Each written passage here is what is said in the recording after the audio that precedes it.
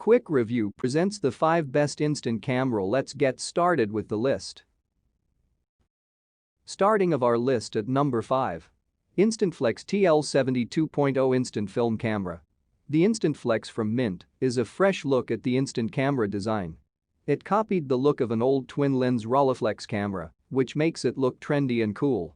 The apertures run from f5.6 to f22 and even has a setting for bokeh too. The lens is a 61mm beauty, meaning you need to stand back from your subject to get them in your frame. The focusing starts from 48cm to infinity. It hosts a built-in flash for shooting inside and takes 3 AA batteries, allowing you to swap and change them instead of having to recharge it after a few shots, which you will inevitably forget. It utilizes the Instax mini film, where color and black and white are easily accessible. The best thing about this camera compared to the other instants is the range of accessories. You can grab 3 neutral density filters, ND2, ND4, ND8, and close-up lens. We find this is a perfect camera for street or candid photography. The difference here is that you look down into the camera for framing, allowing the camera to stay away from your face. At number 4. Fujifilm Instax Wide 300.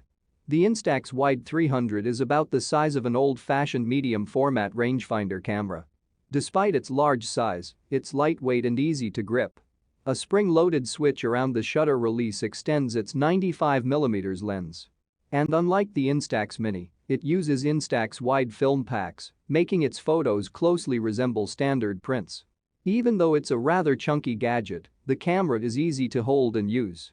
Since the Instax Wide 300 has a format that's significantly larger than a digital sensor, it equates to a wide-angle lens. But for a big camera, it has a small viewfinder that can take practice before you can properly align your eye with the eyepiece. At number 3. Canon Ivy Cliq. This model nails the basic promise of instant cameras. You point, you shoot, and a few moments later a photo emerges. Not just any photo, but an image with the dynamic range to rival the Cliq's film counterparts above.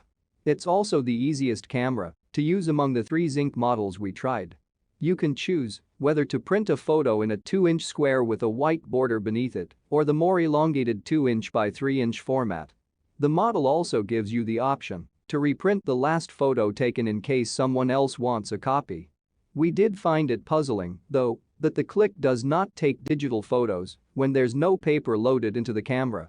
But that's no deal breaker, given that your smartphone camera likely takes better snapshots anyway. What you want and what you get from the Cliq is the ability to have a physical photo to hand out less than a minute after taking a picture. At number 2. Fujifilm Instax Mini 9. The Fujifilm Instax Mini 9 is the perfect choice for penny pinchers or parents shopping for their kids. Since it's one of the most affordable instant cameras available on the market, you won't feel so bad when your kids accidentally break it or use up packs of film like sticks of chewing gum. It has a large plastic build that lacks the sophisticated controls that pricier models have, but its big buttons and bright colors offer visual appeal and ease of use for small-fingered shutterbugs. It contains a built-in flash, so you can take hassle-free photos in the dark, and includes a front mirror that helps you take decent instant selfies. Its simple point-and-shoot operation also means you can change shooting modes with a turn of the lens ring. If you're a beginner photographer seeking a cheap Polaroid camera, this is the best instant camera for you. At number 1.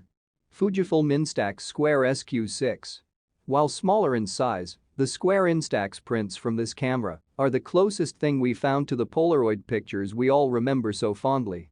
The model also offers shooting modes that make things fun, whether that's a selfie portrait, a mirror on the front of the camera helps you frame the shot, or more artsy double exposures.